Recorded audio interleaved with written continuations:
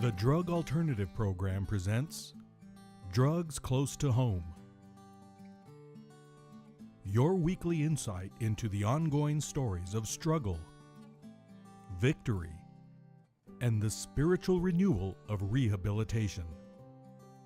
Each week, Cliff and Freddie Harris, co-founders of the Drug Alternative Program, would like to introduce you to the many people who have touched their lives through their spirit-filled ministry. But most of all, they would like to share with you the blessings they continue to receive from Jesus Christ. And now, your hosts of Drugs Close to Home, Cliff and Freddie Harris.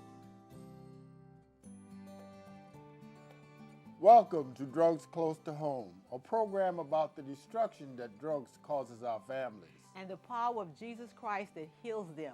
We believe every life is worth saving. And Freddie, that is so true, because every changed life is a miracle from God.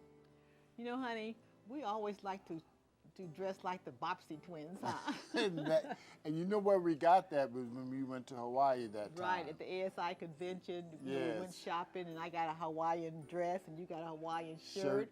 Matching. Yeah, so we just kind of like it, and that's why we enjoy coordinating our colors. Well, you know, we do everything together anyway. Right. We're so together. Oh, yes, I love you so much. Listen, today we are talking about grief and bereavement. I want to introduce a couple to you, Ira and Sara Lake. Welcome to the show, you guys. Thank you. Thank you. So, Ira, you're an expert on this subject, and we want you to talk to us, you and Sara, about grief and bereavement. Well, grief can be so confusing for many people, particularly since it involves so many emotions. Mm-hmm. But grieving is also a process that really has no set time limit. And such was the case when I met Sara. She had been grieving for about 11 years. Wow, 11 years. So what happened with all of this during these 11 years? What you went through? How did you feel? What was the process? Well, my son was diagnosed with cancer. He died less than a year later after his diagnosis. And after he died... Wait a minute, how old was he? He was 18 when he was diagnosed, Just 19 18? when he died. Young yes. man. Yes, Yes, 19 when he died. So when he died, my faith in God was really, really strong. And it helped because when I told him that he was about his diagnosis, he said, "Mom, don't worry, this is like Job." He says, "Remember," he says, "Satan said, God said, you can touch his body, but you can't touch his soul." And so he says, "Don't worry, we'll be fine." So during the course of his illness, and even after he died, I felt okay. You know, I felt like I was strong and that God was with me, and everything was going to be okay. But, you know, then afterwards, there was just emptiness, and there was loneliness, and there was just a part of you was missing, you know. And so then you started to feel the anger, the depression, the just being furious that, well, why did my son, who was a honor roll student, you know, why did he have to die? I mean, he didn't do anything wrong. And the thing of it is, when you think about it, it's like, why did you blame God? I was angry, yes, I was angry because... Angry with God? Yes, because I'm a Seventh-day Adventist, and I thought, okay, you know, God is in the healing business, he's in the saving business, and I'm thinking, why did you have to take him? He was, you know, he didn't do anything to anybody, and why? And please excuse me, but my brother was in the drug business, and so I thought, why didn't you take him? Right. Why did you take mine? You know, mine didn't. I mean, he had a life to live, and so I was angry. And so after he died, I tried to find help with a bereavement group, and I called them twice, never got a response. And so I just kind of fell through the cracks, and I thought, you know what, I'll do this on my own. Wait just a minute. You mean to tell me after you contacted the bereavement group, Two groups. two groups, Yes. they did not respond back No one to returned you? my phone call. No one returned my phone call. So Well, how I did said, that make you feel? That was another letdown, right?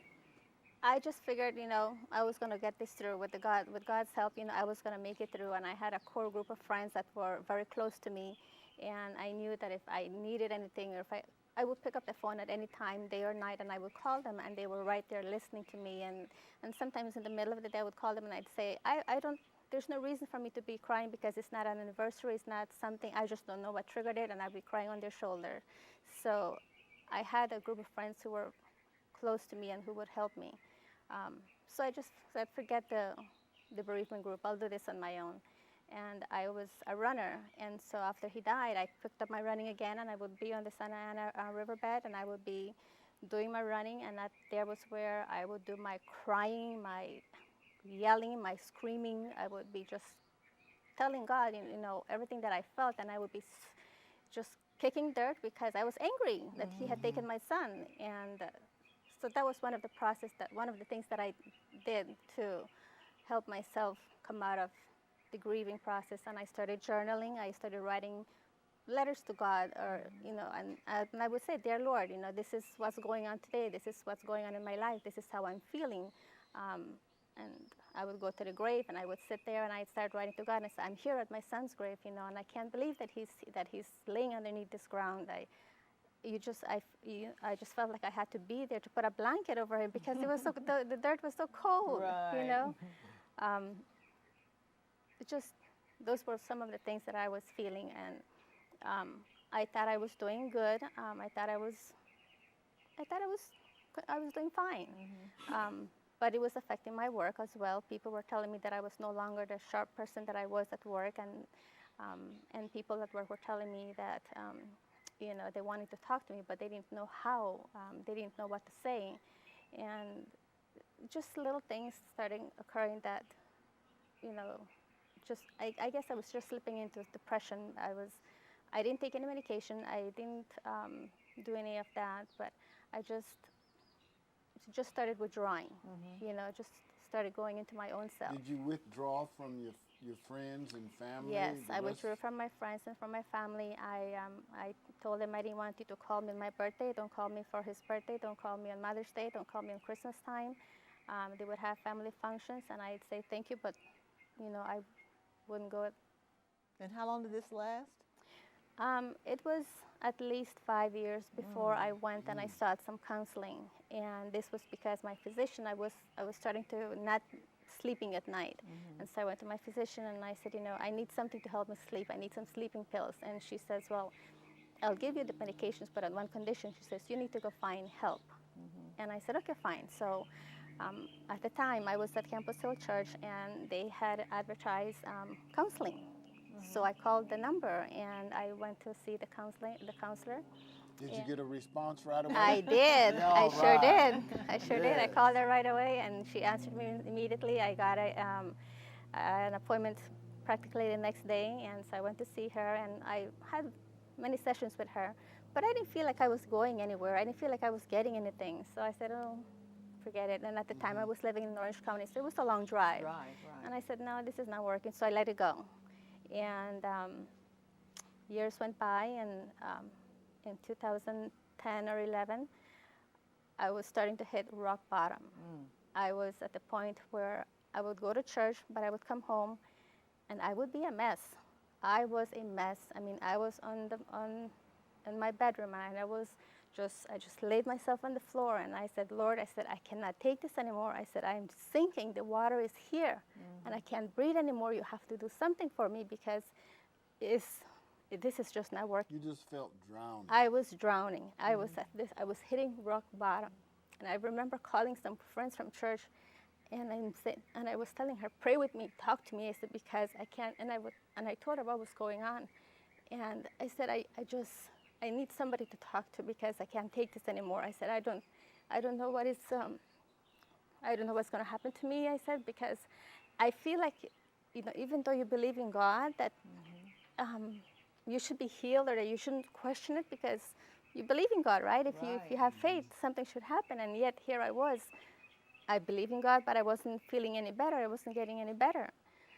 So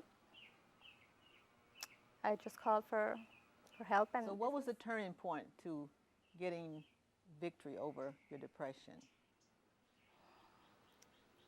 I met somebody. Oh, she met somebody.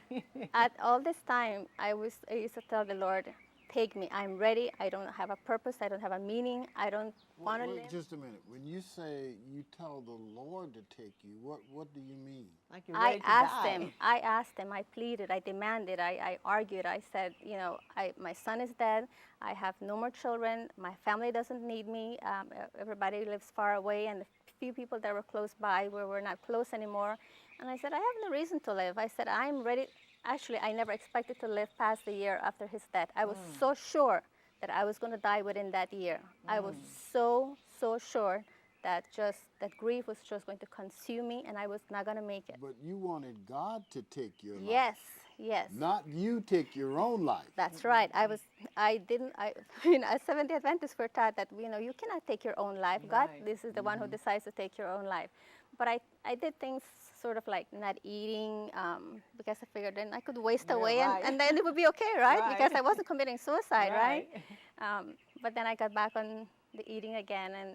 But during all that time, I would pray and I would ask and demand and just tell him, you know, I'm ready. Take me anytime. I don't want to live. There's nothing to live for. There's no meaning. There's no purpose. Just let me go to sleep. Okay. But obviously, he had another reason. In other words, you were feeling like there was no purpose. No, absolutely You didn't have no value. No. Nothing to contribute. Nothing to live for. Yes. But God did have a purpose. God had a different For your purpose life. For my life, yes. And what happened? After the years had gone by, I was like just existing, just occupying a little space here on earth. And I thought, okay, well, then I may as well start doing something. So I started going on dating sites, and I had joined this particular site, and I met Ira. And that's when the breakthroughs started happening, right when I met him. Okay, Ira, what happened when you met her? Well, when I met Sarah, I could tell right away that she was manic depressive, borderline manic depressive. Now wait a minute. When you say you guys met, how do you mean you met? In a way of counseling her, or going through your bereavement, or? No. They met online. Yeah, we met at a. Oh, you met online. Right. Yes. Okay. We met online, and the second date, I think, or so, he said, I would like to be in your life. Not as a counselor, he says, that is my profession, but I don't want to be that in your life. He says, I would like to be in your life and help you put it back together again. I would like to be with you as you put your life together again, but I cannot be that a counselor in your life. That's not the part I want to play in your life. You need help. Well, let's take a break right here, and we'll be coming right back, and we can go from there. And Ira, you can tell us what you The rest of the rest story. of the story, what you went through. Okay, Okay. we'll be right back. Oh, we did that together. That was powerful. That was.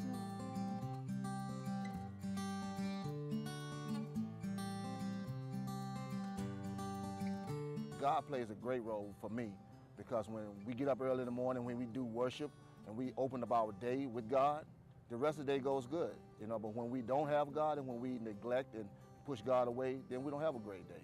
But most definitely we need God, and most definitely I need Him every day. So without God being in DAP, I don't even know what it'd be a DAP, because God is the most important component of DAP.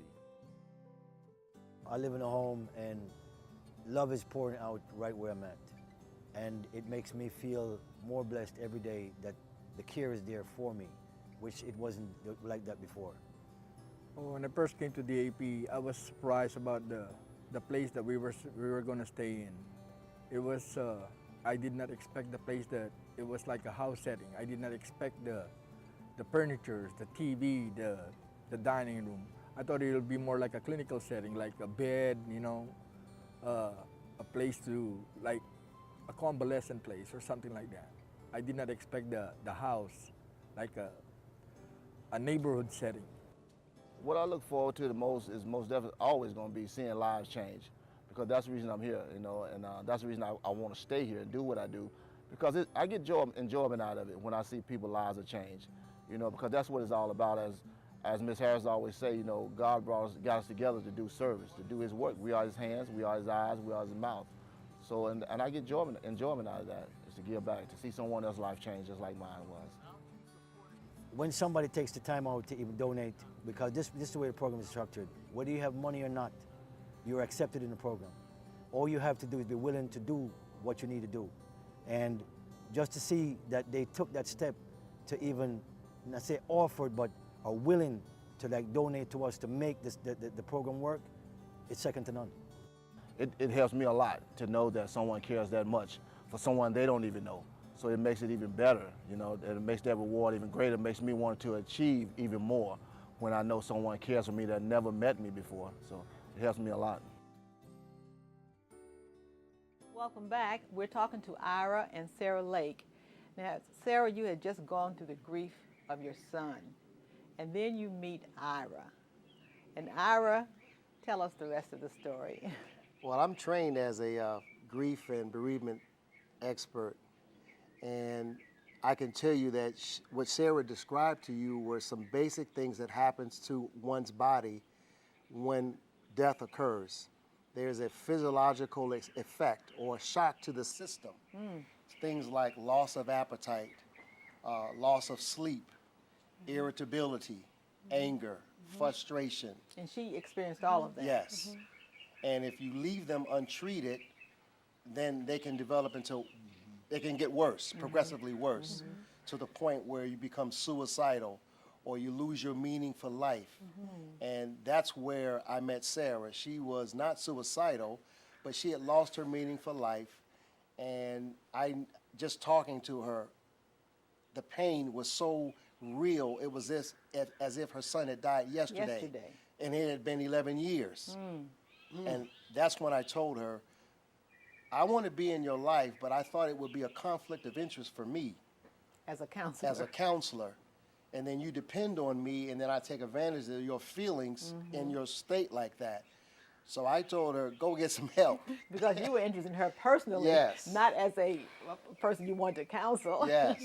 But are there a lot of people out there who bereave in a sense to they just die right away, especially like a couple, the husband or the wife dies first, and within a year, the other one dies. Yes. You know, because of the grief that they go through, the pain and all of those situations that goes on. Give us a little bit of that. Well, first of all, no two people grieve alike.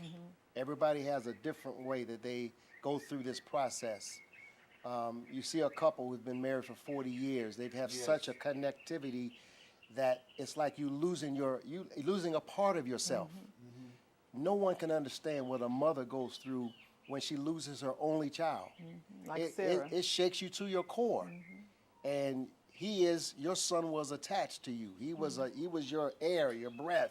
Only child. Yes. Yes. So, what happened? Well, Sara, I'll let you tell us that. I gave her that little, it was not an ultimatum, but it was an ultimatum. Right. Get some help. Okay. I called that counselor again, and I said, hi. I said, I don't know if you remember me. And she says, oh, yes, I know who you are. And I said, I would like to see you again. And she says, absolutely. And we saw her. I didn't even tell him that I had made the call. Like, he told me on a Tuesday, I called on a Wednesday. You know? And I had made my appointment. I didn't even tell him that I made my appointment, but I called her and I said, I don't need to talk to you again. And I said, I met someone. And I said, and this is what he told me. And she says, well, that was very wise. She says, to not mingle the two things together. And I said, thank you for seeing me after all these years and for interrupting the program. And she said something that really struck me to the core. She says, there is no statute of limitations on how many years it takes you to grieve. She said it takes someone 1 year, 2 years, it took you 11 years. It doesn't matter. She says, God does not put a statute of limitations on your pain and on your grief. Amen. She says, whenever you're ready, God is right here. She said, it wasn't time when you were here, it wasn't the right time. Fine, you're here now. Now this is going to work. And it did. Right after I saw her, my breakthrough started to come. My first breakthrough was meeting him. Would you say that gave you a purpose or a connection with? No, I'm not saying that you all fell in love right then and there. I'm not saying that. But did it give you some kind of boost in your life, or gave you a different thinking? Yes. When you first? Yes, because of the conversations we had had on our first date, I realized that that wasn't just a boost, it was just divine providence that had brought us together when we started comparing our notes. So that was my first breakthrough. And then my second breakthrough came when he introduced me or had me meet in person another person who had already put the wheels in motion about what was going to happen to me. And when I went to this doctor's house, his wife said something that made me think and made me purposely repeat to myself what she said. She had lost her two children in a fatal car accident, and she buried both of them at the same time. And so she told herself, her mantra was, I choose to find joy. I choose to find joy. I choose to find joy. And that was my second breakthrough. I said, I choose to find joy with Ira. I choose to find joy with Ira. I choose to find joy with Ira. That was my second breakthrough. And as Providence would have it, one of the pastors invited him to give a lecture or sermon at one of the churches, and I went with him. And they were sitting in the front. I was sitting behind him. And you've heard him Because He Lives so many times. You've sung it so many times. Right. I love that song. I've sung He it so many lives. Yes. Remember we used to sing that song? Yes. Yes. I'd seen the lyrics. I'd seen Yes. I just sang it. It never said. And during all those 11 years, I'd sung the song, but it never meant Didn't mean anything. anything. And that day we were at church, and they were singing the song, and the words were on the screen, and it was the first time that I saw the meaning of those words. And his back was to me, and I was crying in church. And I thought, okay, I got it. I got the message, Lord. I know what it is you're trying to tell me. And I won't say that was the healing part, but that was what brought me back to my senses, so to speak, because I saw the words, and then I said, okay, Lord, I got it. And from then on, things got easier and better. And I went back to the counselor, and I told her all about what was going on.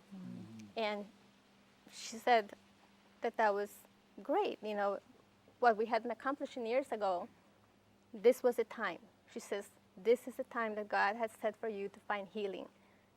No statute of limitations. No, there's no time frame. Everybody grieves at their own process, at their own time, different. Everybody goes through differently, she said. So don't feel bad that yours took 11 years to get there. And that was how it else.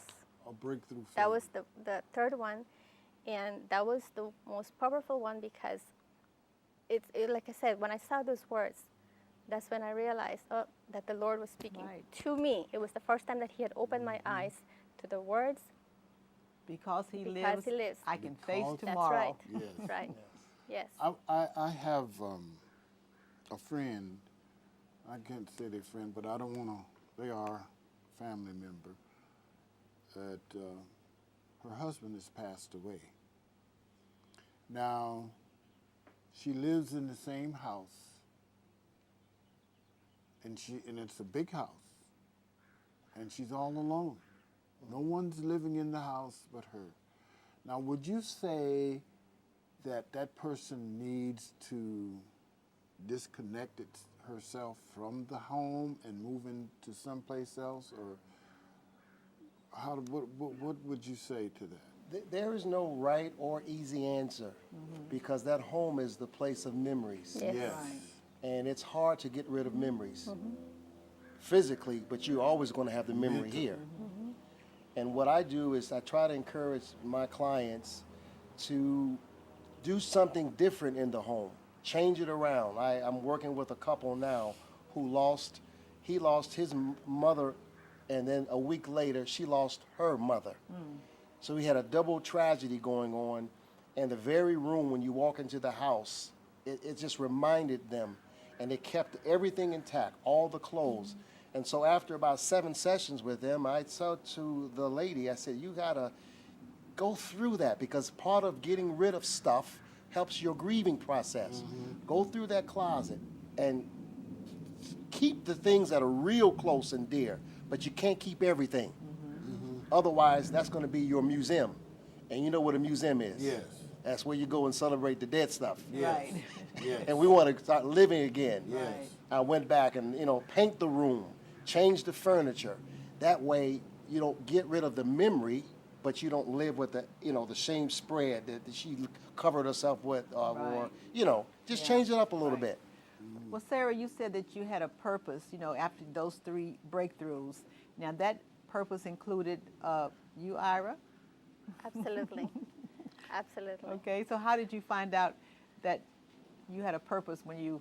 I didn't, not right away. Okay, so what happened? It's, we dated for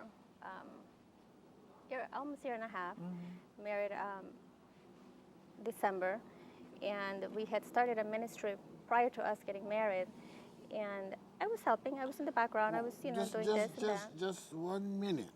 Let's stop right here, Freddie. They dated for 18 months. Yes, but you know what? We're almost out of time, and I want to, and we love stories now, don't we? Yes. And see, look at them, Freddie. They just are laughing and grinning. How long have you guys been married? About 7 weeks. Oh, they're you just told me newlyweds. 5 when you did the other Well, program. that was 2 weeks That was 2 ago. weeks ago. That was 2 weeks ago? Okay, so it's 7 now, huh? It could have been 6, I don't know. You get lost in town when you're in love. All right. Well, this is what we want to do.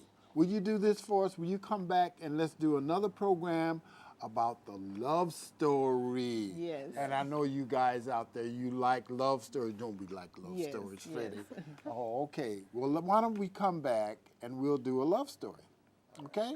And we'll talk about how you met, and look at them. They just as happy, smiling, and you look alive. Yes. You look yes. alive. I am. We could never tell you were Yes. depressed for 11 years. And God Oh, yes. means for us to be alive. Yes. And we want to thank you for coming on and giving your testimony of how the Lord has blessed you and brought you out of your bereavement period. And isn't God good? Yes. Absolutely. Yes, It's He works in amazing. His own Amazing. ways. In Yes. His own timing. And we want to thank you for coming. But we want to ask you guys to give us a call on the telephone. And remember that if you need any help or you want to talk or have us, give us a call and we'll be glad to talk with you. We love you. And Jesus loves you even more.